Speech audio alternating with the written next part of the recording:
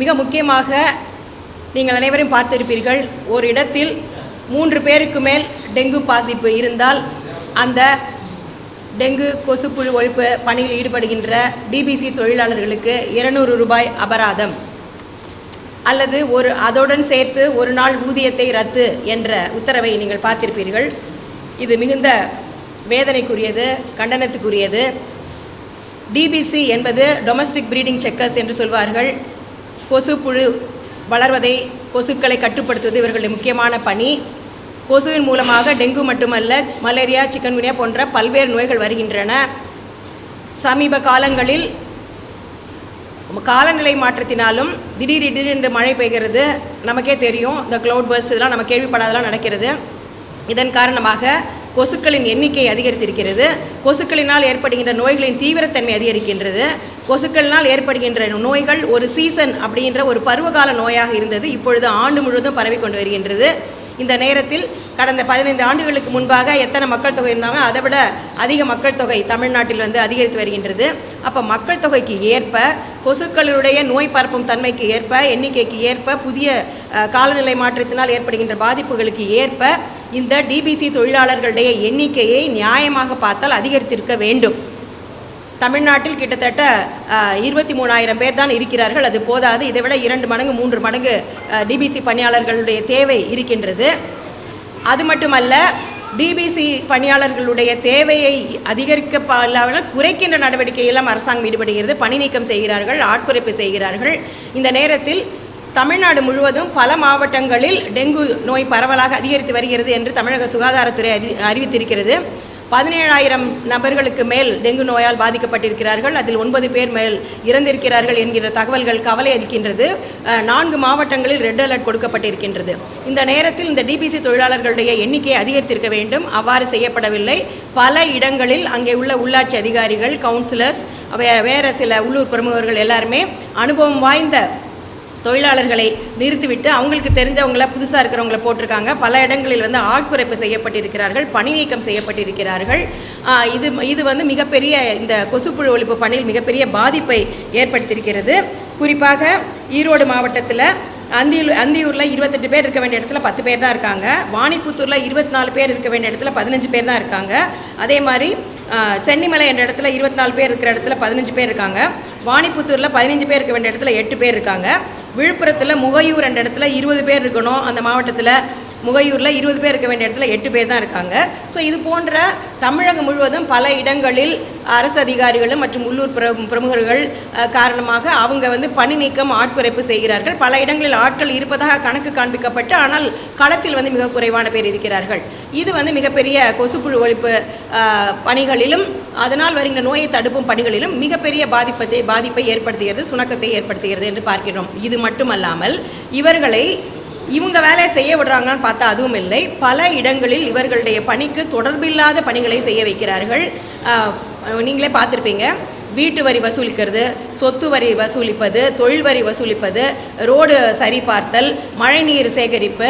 அதே நேரத்தில் அந்த நகராட்சியில் ஒரு சைக்கிள் ஸ்டாண்டு வச்சுருந்தாங்கன்னா அந்த சைக்கிள் ஸ்டாண்டில் டோக்கன் வாங்குறது. அப்போ வேறு ஏதாவது அரசு நிகழ்வுகள் நடந்ததுன்னா அந்த இடத்துக்கு ஆள் சேர்ப்பது. இது போன்ற இவர்களுடைய பணிக்கு சற்றும் தொடர்பு இல்லாத பணிகளையே இவர்கள் செய்து வருகிறார்கள் என்பதை பார்க்க வேண்டியிருக்கிறது, செய்ய வைக்கப்படுகிறார்கள். அப்போ கொசு அதிகரிப்பதற்கான வாய்ப்புகள் நிச்சயமாக கொசு அதிகரிக்கத்தானே செய்யும், நோய்கள் வரத்தானே செய்யும். ஸோ அது ரொம்ப முக்கியமாக கவனிக்கப்பட வேண்டிய விஷயம். இது மட்டுமல்லாமல் பல இடங்களில் அதிகாரிகளும் அந்த உள்ளூர் பிரமுகர்களும் கவுன்சிலரும் இந்த டிபிசி பணியாளர்களை அவங்க வீட்டு பணிக்கு, வீட்டு வேலை, தோட்ட வேலை, சமையல் வேலை செய்வதற்கு பயன்படுத்தி கொள்கிறார்கள். இது போன்ற பல்வேறு காரணிகளால் தமிழ்நாட்டில் கொசுக்களின் எண்ணிக்கை அதிகரிக்கிறது. கொசுக்களினால் ஏற்படுகின்ற டெங்கு உள்ளிட்ட நோய்களின் எண்ணிக்கை அதிகரிக்கிறது. இது போன்ற புற காரணிகளை எல்லாம் பார்த்து அதையெல்லாம் சரி செய்தால் மட்டுமே கொசுக்களினால் வருகின்ற டெங்கு உள்ளிட்ட நோய்களின் எண்ணிக்கையை குறைக்க முடியும். அதை உடனடியாக தமிழக அரசு செய்ய வேண்டும். அவ்வாறு செய்வதற்கு பதிலாக மாறாக ஒரு இடத்தில் 3 பேர்களுக்கு மேலே டெங்குவால் பாதிக்கப்பட்டால் அங்கு பணி செய்கின்ற டிபிசி பணியாளர்களுக்கு 200 ரூபாய் சம்பளம் ரத்து என்ற அறிவிப்பு, அபராதம் என்கின்ற 200 ரூபாய் அபராதம் விதிக்கப்படும் என்பது வன்மையாக கண்டிக்கத்தக்கது.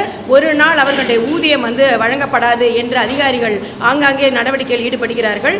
அதுவும் வன்மையாக கண்டிக்கத்தக்கது. இது ஏற்புடையதல்ல. இது தொழிலாளர்களுக்கு விரோதமான நடவடிக்கை. இது உண்மையிலேயே டெங்குவை கட்டுப்படுத்த வேண்டும், கொசுக்கள்னால் வருகின்ற நோயை கட்டுப்படுத்த வேண்டும் என்று அரசாங்கம் நினைத்தால் நாங்கள் ஏற்கனவே குறிப்பிட்டது போல என்னென்ன காரியங்கள் செய்ய வேண்டுமோ அதை செய்ய வேண்டும். மாறாக அதை செய்யாமல் இந்த பணியாளர்களுக்கு மட்டுமே அபராதம் 200 ரூபாய் அபராதம் விதிப்பதன் மூலமாக மட்டுமே இந்த பிரச்சனையை தீர்க்க முடியாது. உடனடியாக இந்த அபராத உத்தரவை ரத்து செய்ய வேண்டும். ஒரு நாள் ஊதியம் ரத்து என்ற உத்தரவை ரத்து செய்ய வேண்டும். ஆட்குறைப்பை நிறுத்த வேண்டும். பணி நீக்கம் செய்வதை நிறுத்த வேண்டும். அனுபவம் உள்ள அனைத்து டிபிசி தொழிலாளர்களையும் பணியில் ஏற்க வேண்டும். அதிக அளவில் எண்ணிக்கையில் மக்களுடைய எண்ணிக்கைக்கு ஏற்ப, மக்கள் தொகை எண்ணிக்கைக்கு ஏற்ப என்ன சொன்னீங்க, பணி நீக்கம் செய்யப்பட்ட தொழிலாளர்களை மீண்டும் பணிக்கு அமர்த்த வேண்டும். அதே போல பல இடங்களில் ஆட்குறைப்பு நடவடிக்கை செய்திருக்கிறார்கள், அந்த நடவடிக்கையை நிறுத்தி வைக்க வேண்டும். மக்கள் தொகைக்கு ஏற்ப புதிய டிபிசி பணியாளர்களை நியமிக்க வேண்டும். இது மட்டுமல்லாமல் பல இடங்களில் அவர்களுக்கு மிக குறைவான ஊதியம்தான் வழங்கப்படுகிறது.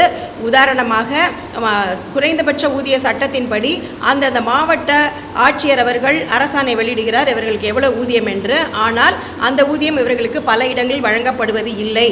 நாமக்கல் போன்ற மாவட்டம், விழுப்புரம் போன்ற மாவட்டம், பல இடங்களில் இந்த பிரச்சனை இருக்கின்றதை நாம் அறிகின்றோம். ஆக உடனடியாக அது சரி செய்யப்பட வேண்டும். அரசாணை 2017 வெளியிட்ட அந்த லோக்கல் பாடி அத்தாரிட்டி அந்த ஆணையின்படி இவர்களுக்கு செமி ஸ்கில்டு கிரேட் 1 என்ற அடிப்படையில் வகைப்படுத்தி ஊதியம் வழங்க வேண்டும், குறைந்தபட்ச ஊதியம் வழங்க வேண்டும். ஆனால் இவர்களை அன்ஸ்கில்டு என்று தவறாக வகைப்படுத்தி குறைவான ஊதியம் வழங்கப்படுகிறது. அந்த குறைவான ஊதியம் ஆட்சியர் அரசாணைப்படியில் ஊதியமும் பல இடங்களில் வழங்கப்படவில்லை. இது மட்டுமல்லாமல் பல இடங்களில் இவர்களுக்கு உள்ளாட்சித்துறை மூலமாக நேரடியாக ஊதியம் வழங்குவது இல்லாமல் ஒப்பந்ததாரர் மூலமாக ஊதியம் வழங்கப்படுகின்ற நிலை இருக்கின்றது. இப்போ பார்த்தீங்கன்னா விழுப்புரம் மாவட்டத்தில் ஒப்பந்ததாரர் மூலம் பண்ணுறாங்க, வேலூர் மாவட்டத்தில் பண்ணுறாங்க. அவங்களாம் பார்த்தீங்கன்னா ஆட்சியர் போட்டதில் 600 ரூபா சம்பளம்னா அவங்களுக்கு 200 ரூபா 300 ரூபா என்று மிக குறைந்த ஊதியத்தை ஒரு நாள் ஊதியத்தை கொடுத்துவிட்டு அந்த ஒப்பந்ததாரர் தான் அதிக அளவுக்கு பணத்தை பெறுகிறார்கள். அவர்களுக்கு உழைப்பு சுரண்டல் இருக்கின்றது என்பதை நாம் பார்க்கின்றோம். இது மட்டுமல்லாமல் தருமபுரி மாவட்டம் உள்ளிட்ட விழுப்புரம் மாவட்டம் உள்ளிட்ட பல இடங்களில் சுய உதவி குழுக்கள் மூலமாக இவர்கள் பணியமர்த்தப்படுகிறார்கள். அப்போ அவங்க என்ன பண்ணுறாங்க, 20 பேருக்கான பணத்தை வாங்கிட்டு உங்களுக்கு 10 பேரை தான் வேலைக்கு விடுறாங்க. அதுவும் சம்பளத்தை குறைவாக கொடுக்குறாங்க. நாங்கள் வாங்கிக்கிற சம்பளத்தை நீங்கள் வாங்கி கொடுக்குற சம்பளத்தை வாங்கிக்கலன்னா உங்களை பணி நீக்கம் செய்து என்று மிரட்டுகிறார்கள். இது போன்ற பல்வேறு பிரச்சனைகள். ஹெல்த் இன்ஸ்பெக்டரை பார்த்து பயப்படணும், பிஎம்ஓ பார்த்து பயப்படணும், உள்ளூர் அதிகாரியை பார்த்து பயப்படணும், பிரமுகரை பார்த்து பயப்படணும், கவுன்சிலர் பார்த்து பயப்படும் என்றால் அவர்கள் எல்லாரும் சொல்வதை கேட்க வேண்டும் என்றால் இங்கே இவர்களுடைய டிபிசி வேலை என்கின்றது கொசுக்களை ஒழிக்கின்ற வேலை எவ்வாறு நடைபெறும்? ஆகவே உடனடியாக இந்த பிரச்சனையை சரி செய்ய வேண்டும். இவர்களை உள்ளாட்சி துறையில் பணியில் வைப்பதை விட இவர்களுக்கு பொருத்தமான சுகாதாரத்துறையின் மூலமாக பணி அமர்த்துவதுதான் பொருத்தமாக இருக்கும். இப்போ உதாரணத்துக்கு இன்றைக்கி 200 ரூபாய் அபராதம் அறிவித்திருக்கிறார்கள். யார் அந்த 200 ரூபாய் அபராதத்தை சொன்னது? பொது சுகாதாரத்துறை அறிவித்திருக்கிறது. ஆனால் இவங்க எங்கே வேலை பார்க்குறாங்க? உள்ளாட்சித்துறையில். அப்போ உள்ளாட்சித்துறையில் வேலை செய்கிற ஒரு ஆளை எப்படி வேலை செய்கிறாங்க அப்படிங்கிறது அவங்க சரியாக வேலை செய்யலை அப்படின்னு சொல்லிட்டு பொது சுகாதாரத்துறை அபராதம் விதிக்கிறது. அப்போ ஏனென்றால் இது இவர்களுடைய பணி முழுமையாக நோய் தடுப்பு, அந்த நோய் தடுப்பு பணி தான். அப்போ இவர்கள் சுகாதாரத்துறையில் பணி செய்யும் போது மட்டும்தான் இவர்களுடைய வேலையை இவர்கள் சரியாக செய்ய முடியும். அரசாங்கமும் சுகாதாரத்துறை அரசு அதிகாரிகளும் இவர்களுடைய வேலையை இவர்கள் சரியாக செய்கிறார்களா என்று மேல்பார்வை பார்க்க முடியும். அப்படி இல்லாமல் அங்கே இருக்கிற லோக்கல் அத்தாரிட்டிலாம் இருக்கும்பொழுது நீ போய் சைக்கிள் ஸ்டாண்டில் டோக்கன் கொடு, நீ அங்கே போயிட்டு அரசு நிகழ்வுக்கு ஆளை கூப்பிட்டு இல்லை நீ தொழில் வரி வாங்க அப்படின்னு சொல்லும் பொழுது சுகாதாரத்துறை அதிகாரிகள் இவர்கள் மீது எந்த கண்ட்ரோலும் இல்லை. அப்போ நோய் தடுப்பு நடவடிக்கைகளில் மிகப்பெரிய சுணக்கம் ஏற்படுகிறது, தொய்வு ஏற்படுகிறது. இதை சரி செய்ய வேண்டும்.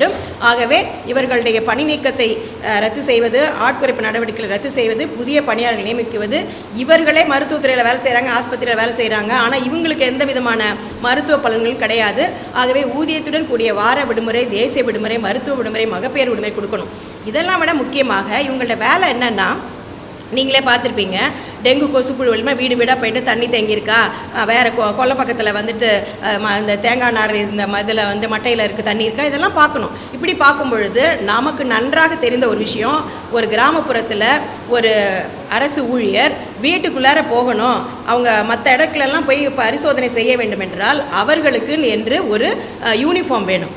அவர்களுக்கு என்று ஒரு அடையாள அட்டை வேணும். ஏனென்றால் பல்வேறு இடத்துல பல்வேறு பிரச்சனைகள் வருகிறது, ஜாதி பிரச்சனை உள்ளிட்ட பிரச்சனைகள் இருக்கிறது. வீட்டுக்குள்ளார பாதுகாப்பு கருதி வந்துட்டு நீ யார் எனக்கு எப்படி தெரியும், நான் ஏன் உன்னை உள்ள விடணும் அப்படிங்கிற நடவடிக்கைலாம் இருக்கிறது. இது எல்லாமே இயல்பான ஒன்று, ஏற்றுக்கொள்ளக்கூடிய ஒன்று. அதை தவிர்க்க வேண்டும் என்றால் இவர்களுக்கு என்று யூனிஃபார்ம் வழங்க வேண்டும், இவர்களுக்கு என்று அடையாள அட்டை வழங்க வேண்டும். அதன் மூலமாக இவர்கள் எளிதாக வீடு வீடாக சென்று அவர்கள் பணி செய்ய முடியும். இவர்களுக்கான பணியை இவர்கள் செய்வதற்கான நடவடிக்கைகளை இறங்குவதற்கு அரசாங்கம் அனைத்து விதமான நடவடிக்கை செய்ய வேண்டும். பொதுவாக டிபிசி பணியாளர்கள் உரிமைகள் காக்கப்பட வேண்டும். அதே நேரத்தில் அதன் மூலமாக பொது சுகாதாரத்துறை வலுப்படுத்தப்பட வேண்டும். கொசுக்களுடைய எண்ணிக்கை குறைக்கப்பட வேண்டும். கொசுக்கள் மூலமாக பரவுகின்ற டெங்கு போன்ற நோய்களை கட்டுப்படுத்த முடியும். ஆகவே போர்க்கால அடிப்படையில் எங்களுடைய கோரிக்கைகளை நிறைவேற்ற வேண்டும் என்று கூறுகின்றோம். இது மட்டுமல்லாமல் திடீரென்று இப்போ எஸ்ஐஆர்னு ஒன்று வந்திருக்கு. அந்த எஸ்ஐஆருங்கிற இது அதை பற்றி நீங்கள் ஏன் பேசுகிறீங்கன்னு கேட்கலாம். ஏன்னா உடனடியாக எஸ்ஐஆர் வந்துச்சா, ஓகே டிபிசி தொழிலாளர்களை கூப்பிடு.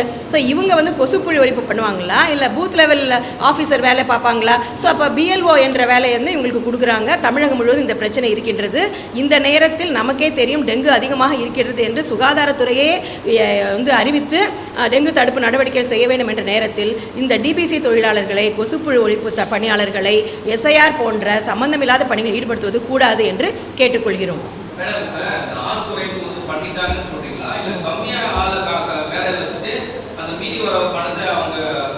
எல்லாமே இருக்குது, ரெண்டுமே இருக்குது. ஒவ்வொரு ஊரில் ஒரு மாதிரி இருக்குது. ஒரு சில ஊரில் அரசு ஆணைப்படி இப்போ இத்தனை பேர் இருக்கணும் அப்படின்னு சொல்லி ஆர்டர் போடுறாங்க, 20 பேர் இருக்கணும்னு ஆர்டர் போடுறாங்க. ஆனால் பார்த்தீங்கன்னா அங்கே களத்தில் 8 பேர் தான் இருக்காங்க. அப்போ அந்த 20 பேருக்கான சம்பளத்தை அவங்க எடுத்துக்கிட்டு 8 பேர் தான் பண்ணுறாங்களா அப்படிங்கிறது இருப்பதற்கான வாய்ப்பு இருக்குது. ஏன்னா அரசாங்கமே 20 பேரை வச்சுக்கலான் இருக்குது. இது இல்லாமல் சில இடங்களில் அரசாங்கமே போன மாதம் 20 பேர் இருந்தாங்க, இப்போ இந்த மாதம் கொசு டெங்கு கேசஸ் குறைஞ்சிச்சு, அதனால் அந்த 20 பேர் பதிலாக 10 பேரை போட்டுக்கலான்ட்டு 10 பேர் ஆக்கி போடுறாங்க. அப்போ அது அது அறிவியல் பூர்வமாக தவறான விஷயம். இவங்க வேலை செய்கிறதுனால ஒரு இடத்துல கொசுகள் எண்ணிக்கை குறைந்து டெங்கு குறையுதுன்னு வச்சுக்கோங்களேன். அப்போ அவங்கள பணி நீக்கம் செய்துட்டு அப்போ திருப்பியும் வரத்தானே செய்யும். இவங்க போய் வேலை செஞ்சு தடுத்து நிற்கிறாங்க. அப்போ நோய் தடுத்துட்டாங்க அப்படின்னு சொல்லிட்டு இவங்களை வேலையிலேருந்து எடுத்தால் அடுத்த மாதத்துக்கு யார் வேலை செய்வது? அப்போ டெங்கு என்பது ஒரே ஒரு கொசு கடித்தால் கூட வரக்கூடிய நிலைமையில் இருக்குது. இப்போ சிறிய அளவு நன்னீர் இருந்தாலும் அதில் அந்த தண்ணியில் வரக்கூடிய நிலைமையில் இருக்கும் பொழுது இது போன்ற ஆட்குறைப்பும் பணி நீக்கமும் ஏற்புடையதல்ல. இவர்களை வேறு பணிகளுக்கு பயன்படுத்துவதும் அதிகமாக இருக்குது. இப்போ ஆளுங்குறைச்சல் இருக்க எண்ணிக்கையிலையும் குளறுபடிகள் இருக்கின்றன. இதில் என்னென்னா நான் 30 நாளைக்கு பல இடங்களில் வேறு சில பிரச்சனைகளும் இருக்கின்றது. உதாரணத்துக்கு இப்போ ஒரு ஹெல்த் இன்ஸ்பெக்டர் இருக்காரு, நீ 30 நாள் வேலை பார்க்கத்தான் நான் கணக்கு காமிக்கிறேன், நீ 25 நாள் வந்தால் போகிறோம் அப்படின்னு சொல்லிட்டு 5 நாள் சம்பளத்தை நீ எடுத்துக்கோ, 5 நாள் சம்பளத்தை நான் எடுத்துக்கிறேன். இந்த மாதிரியான விஷயங்கள் நடக்கிறது. இதனால தான் நாங்கள் இவர்களை உள்ளாட்சித்துறையில் பல பேருக்கு கீழே இவர்கள் வேலை செய்வதும் இல்லாமல் சுகாதாரத்துறை மூலமாக ஒரு லைன் மேலே ஒரு டிடி அவங்களுக்கு ஒரு புரோட்டோகால் இருக்கணும். இந்த இவருக்கு கீழே இவருக்கு கீழே இவர் அப்படின்னு இருக்கணும். மாறாக ஒரு டிபிசி பணியாளர்களுக்கு 10 முதலாளிகள் இருந்தால் அவர் யார் சொல்வதை கேட்பார்கள். அதனால் பணி பாதிக்கப்படுகிறது. எப்படியும் அரசாங்கம் இவர்களுக்கு வேலை கொடுத்திருக்கிறார்கள், இவர்கள் அது பணி செய்ய வேண்டும். அது மிக முக்கியமான பணியாக இருக்கின்றது. அது மக்களுக்கு மிக முக்கியமான சேவையாக இருக்கின்றது. பொது சுகாதாரத்துறைக்கு முக்கியமாக இருக்குது. அந்த பணியை அவங்க ஒழுங்காக செய்து கொள்ள வேண்டும் என்றால் அவர்களுக்கு சுகாதாரத்துறை இருந்தால் மட்டுமே பொருத்தமாக இருக்கும் என்பதை தான் எங்களுடைய கருத்தாக கூறுகிறோம். இருங்க கொஞ்சம் நீங்கள் சொல்லுங்கள். அடுத்து இன்னொரு விஷயம் முக்கியமாக தமிழ்நாட்டில் சென்ற ஆண்டு உயர் சிறப்பு மருத்துவ படிப்பு இடங்கள் ஏறத்தாழ 40 இடங்கள் காலியாக போயிடுச்சு. சூப்பர் ஸ்பெஷாலிட்டி சொல்லக்கூடிய டிஎம், கார்டியாலஜி, நியூராலஜிலாம் என்று சொல்லக்கூடிய டிஎம் படிப்பு, அப்புறம் இதய மருத்துவ அறுவை சிகிச்சை, மூளை நரம்பியல் அறுவை சிகிச்சை சொல்லக்கூடிய எம்சிஹெச் படிப்பு, இதுதான் உயர் சிறப்பு மருத்துவ படிப்புன்னு சொல்கிறோம். இது போன்ற இடங்கள் சென்ற ஆண்டு தமிழ்நாட்டில் 40 இடங்கள் காலியாக போயிடுச்சு. அது இல்லாமல் அரசு மருத்துவர்களுக்கான இடங்கள் நாடு முழுவதும் 600 இடங்கள் காலியாக போயிடுச்சு. இது மிக முக்கியமான இடங்கள் ஏன்னு சொன்னால் உயர் சிறப்பு மருத்துவ படிப்பை அதிகமான மருத்துவர் படித்தால்தான் இந்தியாவில் அதிகமான உயர் சிறப்பு மருத்துவ படிப்பு நிபுணர்கள் இருப்பார்கள். அதன் மூலமாகத்தான் மக்களுக்கு உயர் சிறப்பு மருத்துவ சிகிச்சை எந்த விதமான தடங்களும் இல்லாமல் கிடைக்கும். குறிப்பாக அரசு மருத்துவர்கள் இந்த உயர் சிறப்பு மருத்துவ படிப்பை படித்தால்தான் அரசு மருத்துவமனைகளில் மருத்துவக் கல்லூரிகளில் உயர் சிறப்பு மருத்துவ நிபுணருடைய தட்டுப்பாடு இல்லாமல் இருக்கும். ஏழை எளிய மக்களுக்கு இலவசமான சிகிச்சை கிடைக்கும். ஆனால் 40 இடங்கள் அரசு மருத்துவ இடங்கள் காலியாக போச்சுக்கிறது மிகுந்த அதிர்ச்சியையும் வேதனை அளிக்கிறது. அப்போ எதிர்காலத்தில் தமிழ்நாட்டில் அந்த மருத்துவர்கள் எண்ணிக்கை அரசு மருத்துவர்கள் குறைந்து விடும். எனவே இதை சரி செய்ய வேண்டிய பொறுப்பு அரசுக்கு இருக்குது. ஒரு இடம் கூட காலியாக போகக்கூடாது. ஏன்னா உங்களுக்குலாம் தெரியும் மருத்துவ இடங்கள் எவ்வளோ முக்கியமான இடங்கள் தெரியும். ஏன்னா கடுமையான போட்டி இருக்கிறது. அவ்வாறு இருக்கின்ற பொழுது இந்த மருத்துவ இடங்கள் காலியாக போகுது என்பது மக்கள் நலனுக்கு எதிரானது. எனவே தமிழ்நாடு அரசு என்ன செய்யணும்னாக்க, இந்த உயர் சிறப்பு மருத்துவ படிப்பு அரசு மருத்துவர்கள் அரசு ஒதுக்கீட்டில் படிக்கணும்னாக்க அவர் குறைந்தபட்சம் 2 ஆண்டுகள் அரசு பணியில் இருந்தால் தான் அந்த கோட்டாவில் அவங்க அப்ளை பண்ண முடியும். அந்த அரசு மருத்துவரான கோட்டாவில் வந்து சேர முடியுன்ற ஒரு விதிமுறை இருக்கிறது. அந்த விதிமுறையை தளர்த்த வேண்டும். அந்த விதிமுறையை தளர்த்தி தற்பொழுது மருத்துவ படிப்பில் தற்பொழுது அரசு பணியில் சேர்ந்துள்ள MDMS படிப்பை முடித்துவிட்டு அரசு பணியில் சேர்ந்துள்ள மருத்துவர்கள் கூட அந்த உயர் சிறப்பு மருத்துவ படிப்புகளுக்கான NEET super speciality entrance exam எழுதுவதற்கு அனுமதிக்க வேண்டும். இப்போ வந்து அந்த படிப்பு அந்த என்ட்ரன்ஸ் எக்ஸாமுக்கான அழைப்பாணை விடப்பட்டுள்ளது. தேர்வு வரப்போகிறது, அழைப்பாணை விட்டாங்க. அப்போ வந்து இப்போ அப்ளை பண்ணுவாங்க. அவ்வாறு இருக்கின்ற பொழுது தற்பொழுது MDMS படித்துவிட்டு அரசு பணியில் சேர்ந்த மருத்துவர்களை கூட அந்த தேர்வை எழுத தமிழ்நாடு அரசு அனுமதிக்க வேண்டும். அவ்வாறு அனுமதித்துவிட்டு 2 ஆண்டு அரசு மருத்துவ சேவை முடித்தவர்களுக்கு அதில் முன்னுரிமை கொடுக்க வேண்டும். அவர்கள் அந்த இடங்களை எடுத்த பிறகும் இடங்கள் காலியாக இருக்குமே ஆனால் அதில் ஓராண்டு சேவை முடித்தவர்களுக்கு அந்த இடங்களை வழங்க வேண்டும். ஓராண்டு முடித்தவர்கள் எடுத்தவர்களும் இடங்கள் காலியாக இருந்தால் தற்பொழுது அரசு பணியில் சேர்ந்த மருத்துவர்கள் அந்த இடங்களை வழங்க வேண்டும். அப்பொழுது அரசு மருத்துவர்களுக்கான அந்த இடங்கள் வந்து காலியாக போகாது. அதன் மூலமாக அரசு மருத்துவமனையில் நலன் காக்கப்படும், பொதுமக்கள் நலன் காக்கப்படும். எனவே தமிழ்நாடு அரசு உடனடியாக அந்த விதிமுறையை தளர்த்த வேண்டும் என நாங்கள் வலியுறுத்தி கேட்டுக்கொள்கின்றோம். அதே போல இன்றைக்கு பல இடங்களில் புற்றுநோய் மருத்துவமனை, அதே போலவே பல இன்றைக்கி வந்து எனக்கு மிக முக்கியமான மற்றொரு பிரச்சனை, தமிழ்நாட்டிலே சரி பல மாநிலங்களிலும் சரி மாநில அரசுகளுக்கென முதுநிலை மருத்துவ படிப்பிலும் உயர் சிறப்பு மருத்துவ படிப்பிலும் இடங்கள் இருக்கின்றன. தமிழ்நாட்டில் உள்ள ஒட்டுமொத்த உயர் சிறப்பு மருத்துவ படிப்பில் 50 விழுக்காடு இடங்கள் அரசு மருத்துவர்களுக்கு உள்ளது, அதுக்காக ஒதுக்கப்பட்டுள்ளது. மீதி 50 விழுக்காடு இடங்கள் ஆல் இந்தியா லெவலில் ஓப்பனாக விட்டுருக்காங்க. இப்போ இந்த 50 விழுக்காடு என்பது டொமிசிலி ரிசர்வேஷனில் வருது. பிஜியில் அதே மாதிரி 50 விழுக்காடு இடங்கள் வந்து ஸ்டேட்டுக்கு சொந்தம், மீதி 50 விழுக்காடு வந்து ஆல் இந்தியா கோட்டாக போகிறது. அவ்வாறு இருக்கின்ற பொழுது உச்சநீதிமன்றம் என்ன சொல்லியிருக்கிறாங்க, தங்களுடைய மாநிலத்துக்கு என்று சொல்லி தனியாக முதுநிலை மருத்துவ படிப்பிடங்களையோ உயர் சிறப்பு மருத்துவ படிப்பிடங்களையோ வைத்துக் கொள்ளக்கூடாது, எல்லா இடங்களையும் ஆல் இந்தியா லெவலில் ஓப்பன் ஆகணும்னு சொல்லி உச்சநீதிமன்றம் சென்றாண்டு ஒரு மோசமான தீர்ப்பை வழங்கியிருக்கிறது. அந்த தீர்ப்பு நடைமுறைக்கு வந்தால் தமிழ்நாட்டு முதுநிலை மருத்துவ படிப்பு இடங்கள் மட்டுமல்லாமல் உயர் சிறப்பு மருத்துவ இடங்களும் பறிபோய்விடும். அதன் மூலமாக அரசு மருத்துவ உரிமைகளும் பாதிக்கப்படும், தமிழ்நாட்டில் உள்ள தனியார் மருத்துவனுடைய உரிமைகளும் பாதிக்கப்படும். அப்போ ஏராளமான செலவு செய்து தமிழ்நாட்டில் முதுநிலை மருத்துவ படிப்புகளையும் உயர் சிறப்பு மருத்துவ படிப்புகளையும் நாம் துவங்கிய பிறகு அந்த இடங்களில் தமிழ்நாட்டு மருத்துவர்கள் படிக்க இயலாமல் வேறு மாநில மாணவர்கள் படித்தால் அது மிகப்பெரிய இழப்பை உருவாக்கும். எனவே உயர் சிறப்பு மருத்துவ படிப்பிலும் முதுநிலை மருத்துவ படிப்பிலும் தமிழ்நாட்டுடைய உரிமையை காக்க வேண்டும் என நாங்கள் வலியுறுத்தி தமிழ்நாடு அரசை கேட்டுக்கொள்கின்றோம். அதுக்கடுத்து டாக்டர் பெருமாள் பிள்ளை அனைத்து பழிவாங்கும் நடவடிக்கையிலும் கைவிட வேண்டும் என சமூக சமத்துவத்துக்கான டாக்டர் சங்க சார்பாக நாங்கள் வலியுறுத்தி கேட்டுக்கொள்கின்றோம். புற்றுநோய் மருத்துவர்களை தமிழ்நாட்டில் பல்வேறு மருத்துவக் கல்லூரிகளில் அரசு நியமிக்கிறது. 60 பணியிடங்களை புதிதாக உருவாக்கியிருக்கிறது, வரவேற்கத்தக்கது, பாராட்டத்தக்கது. ஏன்னா புற்றுநோயை கட்டுப்படுத்த வேண்டும், புற்றுநோய் வந்தவர்களை சிகிச்சை வழங்கி அதை குணப்படுத்த வேண்டும் சொன்னால் மருத்துவர்கள் அவசியம். அந்த அடிப்படையில் அரசு மருத்துவமனையில் புதிதாக 60 புற்றுநோய் மருத்துவர்களுக்கான பணியிடங்கள் உருவாக்கப்பட்டுள்ளது, அதை நாங்கள் வரவேற்கிறோம்.